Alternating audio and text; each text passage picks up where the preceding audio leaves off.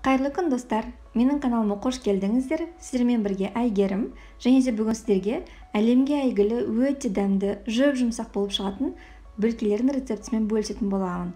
Бұл бөлкелерге корица қосылып жасалады, және де бетіне нәзік сүзбелі крем жағады.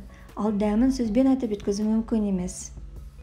Ең алдымен бөлкелердің қамырын дайындаймыз. Ол үшін жылы сүтке жылы суды араластырамыз, және де қамырды қандай ыдыста жасайсыз, сол ыдысқа барлық сұйықтығымызды құйып аламыз.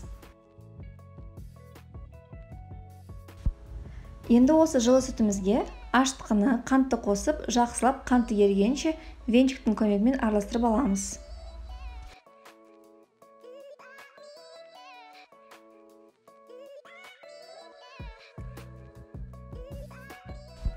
Біздің ашытқымыз жақсы жұмыс жасау үшін сұйықтықтың бетін пищевая пленкамен жақсылап борап, 15 минутқа жылы жерде қалдырамыз. Апара дайын болғанда бетінде кішкене көпіршіктер пайда болса, ашытқы жақсы жұмыс жасап жатыр дегенді білдіреді. Енді осы апараға тұзды, ванильді қантты қосып, жақсылап араластырамыз.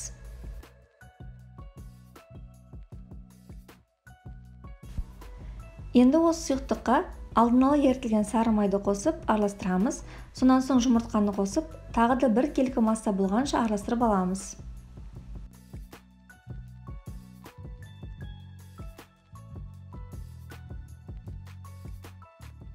Ұнды міндетті түрде електен өткізіп саламыз, себебі електен өткен ұн әрдайым жұмсақ болып шығады. Соны есте сақтаңыз.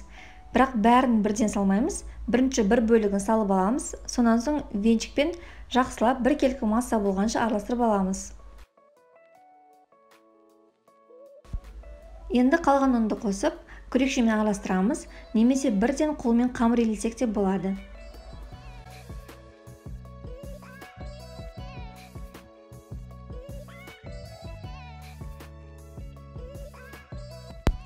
Біздің қамырымыз дайын. Осындай жұмсақ қамыр болып шығу қажет, бірақ белгіленген ұннан артық салып жүрмеңіз, себебі сіздің бөлкелеріңіз қаттылау болып қалуы мүмкін. Егер де қамыр қолыңызға жабысып тұрса, кішкене қолыңызды майлап алсаңыз болады. Енді осы дайын қамырдың бетін пищевая пленкамен орап, 40-50 минутқа жылы жерге қалдырамыз. Біздің қамыр 2 есе көтерілуі қажет. Қамырдың ортасына жағатын начинкамызды дайындаймыз. Ол үшін корицаға қантымызды, ерітілген сары майды қосып, жақсылап бір келіп кетіп араластырамыз.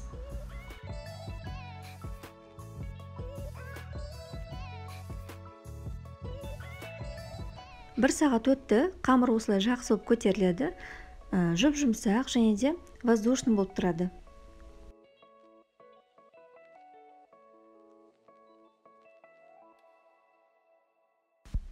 Енді осы қамырымызды қамыр жаятын тақташаға немесе үстелдің үстіне кішкене ұн сеуіп аламыз да аунатамыз, және де бір формаға келтіріп аламыз. Бірақ көп ұн себудің қажеті жоқ, тек қана қолға жабысып тұрмаса болды.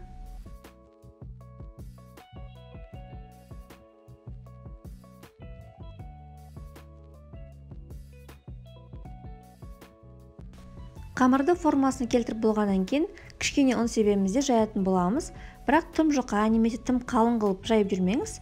Қалыңдығы 4-5 мм шамасында болса жеткілікті.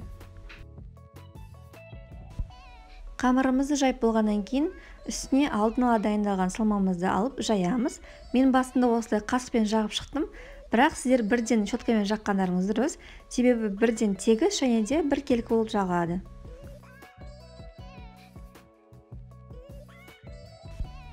Енді осы қамырымызды орайтын боламыз. Бір келкі етіп осылай орап шығып, сонан соң кесеміз.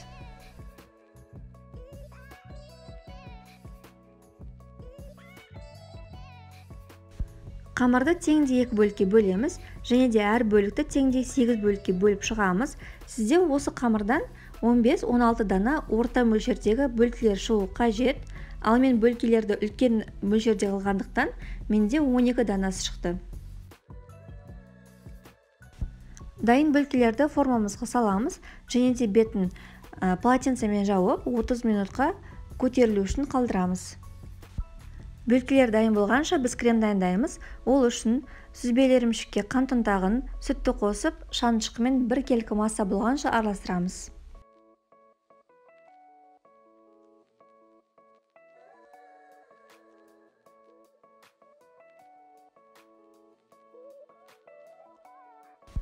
Біздің бөлкелеріміз әдемі болып көтеріліп қалды. Енді оларды пешке 180 градусқа 25-30 минутқа жібереміз.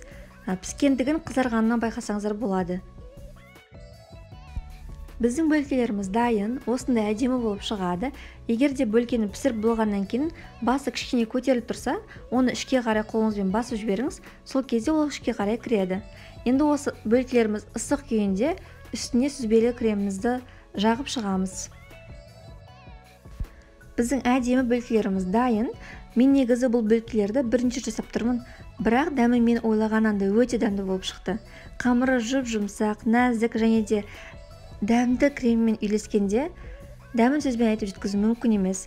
Ол үшін тек қана жасап көріп, дәмін тату керек. Егер де рецепт сізге ұнаса, каналға тіркеліп, Instagram парақшама жазылуды ұмытпаңыздар. Сіздерге алда көптеген рецепттер ұсынатын боламын.